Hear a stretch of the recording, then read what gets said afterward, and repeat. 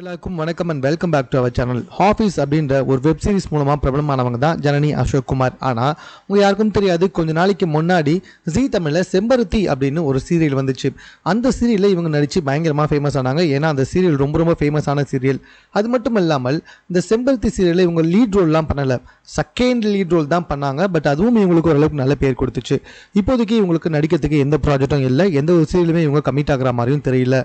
அது மட்டும் இல்லாமல் பட வாய்ப்புகளும் தேடி வந்துகிட்டு இருக்காங்க. பட் அந்த அளவுக்கு ஒன்றும் பெருசாக பட வாய்ப்புகள் எதுவும் கிடைக்கல. பிகாஸ் அதுக்கு முன்னாடி ஒன்று ரெண்டு சின்ன கதாபாத்திரங்கள் நடிச்சு வந்திருந்தாங்க சினிமாவில். பட் இப்போதைக்கு எந்த வாய்ப்புமே இல்லாத இருக்க காரணத்தினால தற்போது வந்துட்டு உச்சக்கட்ட கவர்ச்சியில் இறங்கியிருக்காங்க. சமீப காலமாக இவங்க வெளியிட்டிருக்க புகைப்படங்கள் மற்றும் போட்டோக்கள் எல்லாமே பார்த்தீங்கன்னா, வீடியோக்கள்லாம் பார்த்தீங்கன்னா உச்சக்கட்ட கவர்ச்சியாகவே இருக்கு. டெஃபினட்டாக தெரியுது வாய்ப்பு இல்லை அப்படின்ற ஒரு காரணத்துக்காக தற்போது கவர்ச்சியின் மூலமாக வாய்ப்பு தேடுறாங்க அப்படின்றது ரொம்ப கிளியராகவே தெரியுது, உங்களுக்குமே நல்லாவே தெரியும். இப்போ இவங்க வெளியிட்டிருக்க புகைப்படங்கள் வீடியோக்கள் எல்லாமே ரொம்ப வைரலாக பகிரப்பட்டு வந்துகிட்டு இருக்கு.